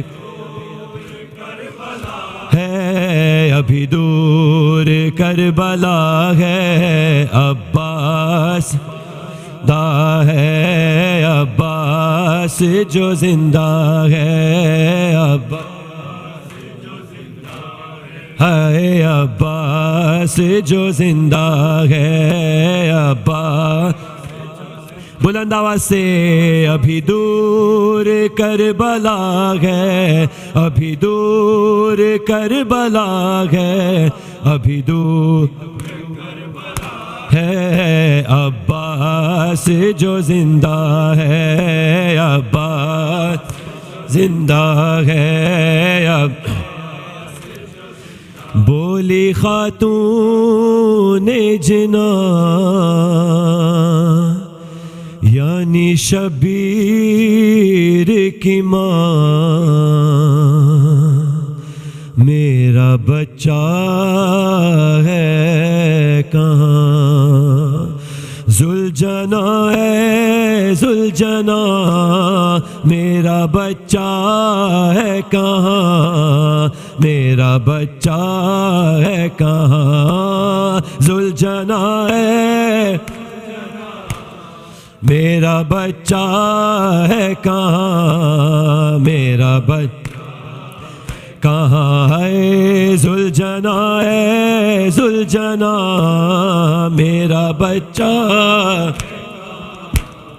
میرا بچہ ہاں ہاں لے گیا گھر سے ایک پیاسے کو رب کے محبوب کے نواسے کو چھوڑ کر آ گیا لعینوں میں غمزدہ ماں کہ تو اثاثے کو ڈھونڈنے جاؤں سے اس اندھیرے میں کہاں میرا بچہ ہے کہاں ذوالجنا ہے ماشاءاللہ جیے میرا بچہ ہے کہاں میرا بچہ ہے کہاں ذوالجنا ماشاءاللہ بلند آواز سے میرا بچہ میرا بچہ ہے کہاں ذوالجنا میرا بچہ ہے کہاں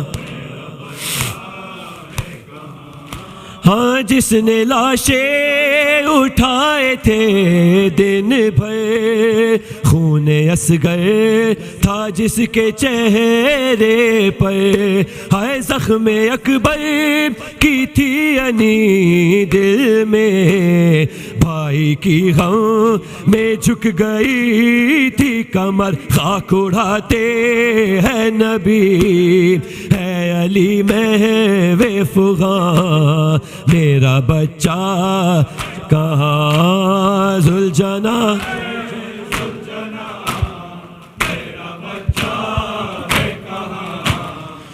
ماشاء اللہ ماشاء بی بی سلامت رکھے آپ سب کو ہائے ذوالجنا ہے ذوالجنا میرا بچہ ہے کہاں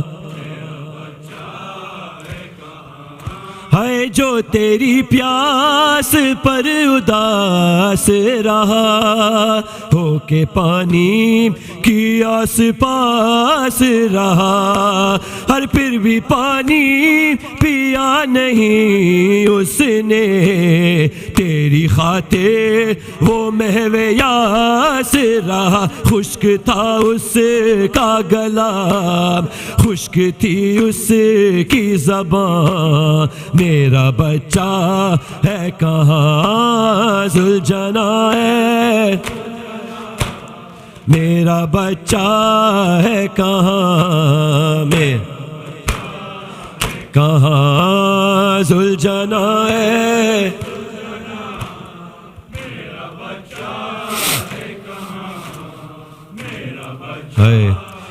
کہاں ہے کیسے سوئے گی لاڈلی اس کی جس کو سینے پر نیند آتی تھی جس نے روکا تھا تجھ کو جاتے ہوئے کیا کہے گا اگر وہ پوچھے گی سامنا اس کا نہ کر رو کے دے دے گی وہ جان میرا بچہ ہے کہاں ذوالجنا ہے ماشاءاللہ جی ہاں میرا بچہ ہے کہاں ذوالجنا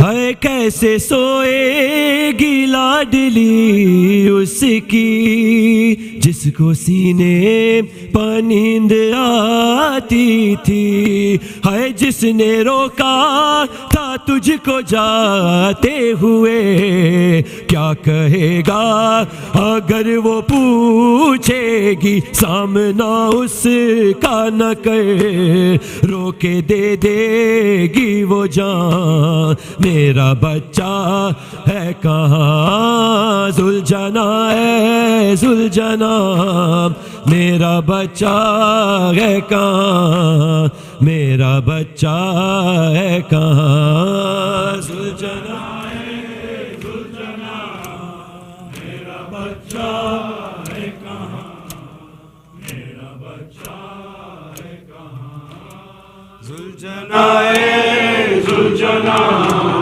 میرا بچہ ہے کہاں میرا بچہ ہے کہاں یا حسین یا حسین یا حسین یا حسین یا حسین یا حسین یا حسین یا حسین یا حسین یا حسین یا حسین یا حسین یا حسین یا حسین یا حسین یا حسین حسین یا حسین یا حسین یا حسین یا حسین حسین یا حسین یا حسین یا حسین یا حسین حسین یا حسین یا حسین یا حسین یا حسین حسین یا حسین یا حسین یا حسین یا حسین حسین یا حسین یا حسین یا حسین یا حسین شبیر کو سجدے میں ذبح کس نے کیا ہے شبیر کو سجدے میں ذبح کس نے کیا ہے شبیر کو سجدے میں ذبح کس نے کیا ہے شبیر کو سجدے میں ذبح کس نے کیا ہے شبیر کو سجدے میں ذبح کس نے کیا ہے شبیر کو سجدے میں ذبح کس نے کیا ہے مظلوم کے ماتم سے ہمیں روکنے والوں گھر فاطمہ زہرا کا تباہ کس نے کیا ہے شبیر کو سجدے میں ذبح کس نے کیا ہے شبیر کو سجدے میں ذبح کس نے کیا ہے شبیر کو سجدے میں ذبح کس نے کیا ہے مظلوم کے ماتم سے ہمیں روکنے والوں گھر فاطمہ زہرا کا تباہ کس نے کیا ہے شبیر کو سجدے میں ذبح کس نے کیا ہے شبیر کو ذبح کس نے کیا ہے شبیر کو سجدے میں ذبح کس نے کیا ہے خیمے بھی جلائے تو ردائے بھی اتاری سیدانی اثر ننگے کھڑی روتی تھی ساری ہندو تھے یہودی تھے عیسائی یا کوئی اور اتنا تو بتا دو یہ گناہ کس نے کیا ہے شبیر کو سجدے میں ذبح کس نے کیا ہے شبیر کو سجدے میں ذبح کس نے کیا ہے شبیر کو سجدے میں ذبح کس نے کیا ہے بے شیر کے حلقون پہ جب تیر لگا تھا اور پیاس سے معصوم کا ہے خشک گلا تھا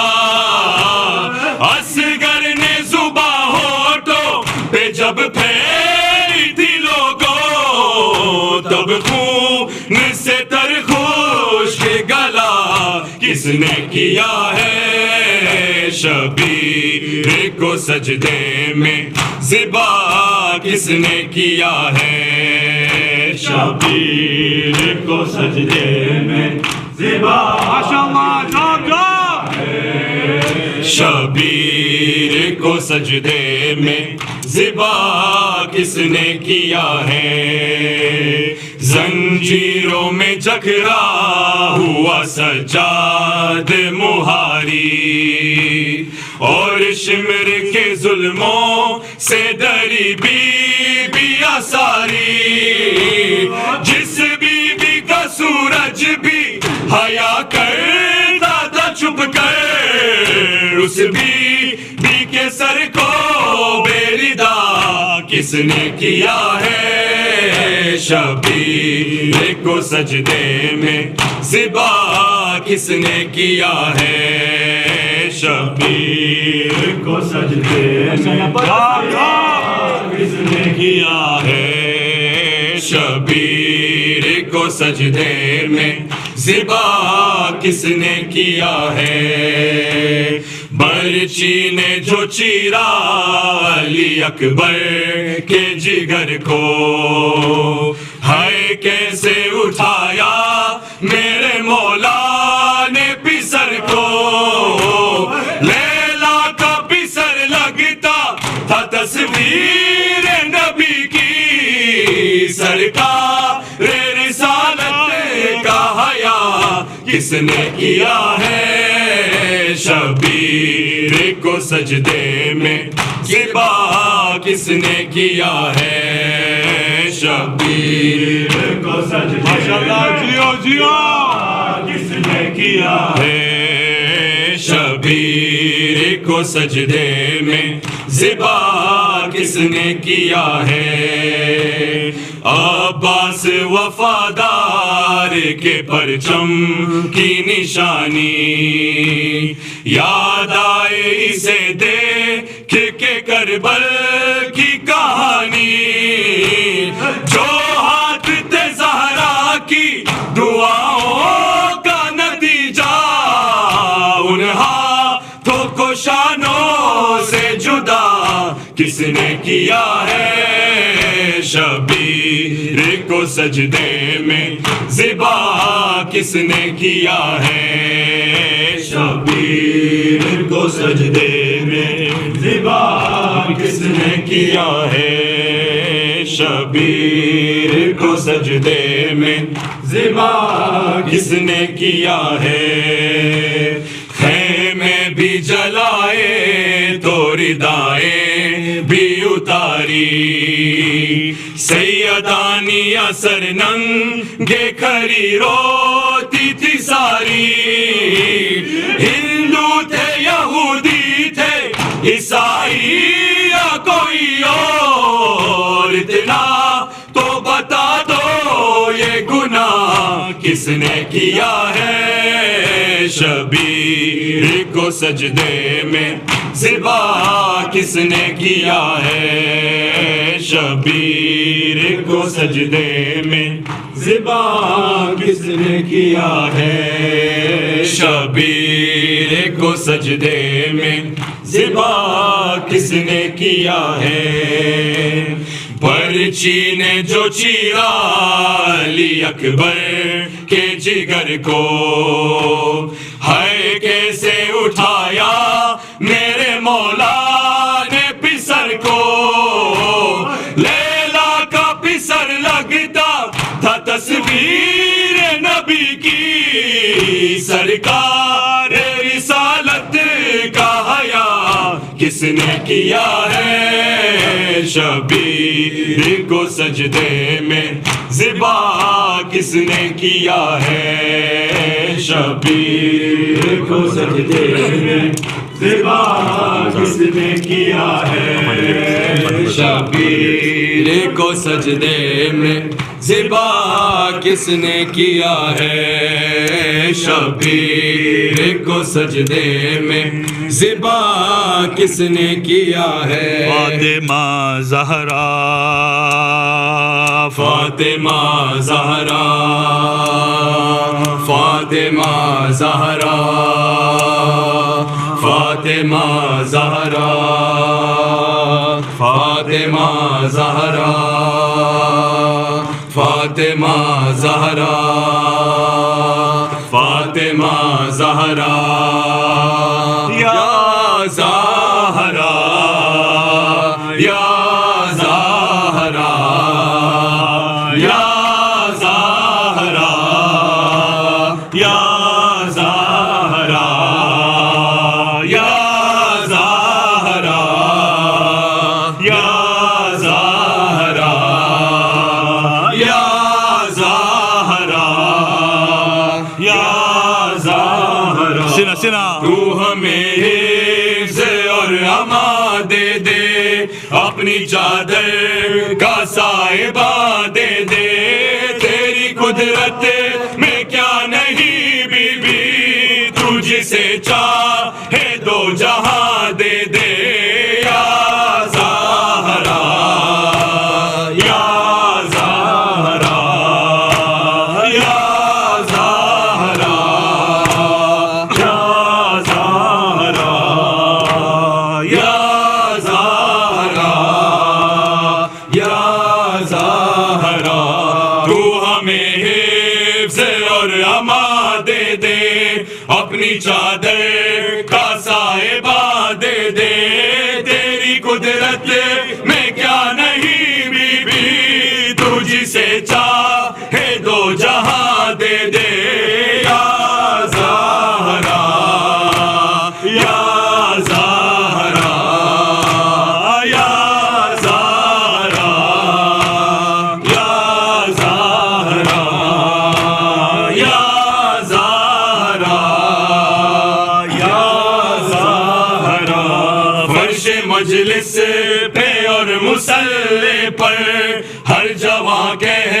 رہا ہے رو رو کر ہم رہے یا رہے مگر بی بی تا قیامت رہے گا میں سرور یا زہرا یا زہرا یا زہرا یا زہرا یا زہرا یا زہرا یا حسین یا حسین یا حسین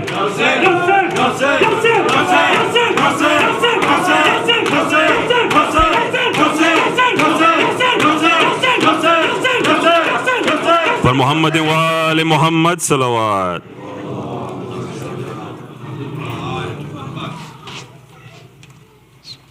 السلام عليك يا رسول الله، السلام عليك يا أمير المؤمنين، السلام عليك يا فاطمة الزهرة سيدتي نساء العالمين، السلام عليك يا حسن المجتبى سعد الحسين الشهيد كربلاء، السلام عليك يا علي بن الحسين ومحمد بن علي وجعفر بن محمد وموسى بن جعفر وعلي بن موسى محمد بن علي وعلي بن محمد والحسن بن علي والخلف الحجة القائم المهدي وجدك على عبادك وملائك في بلادك صلاة كثيرة دائمة.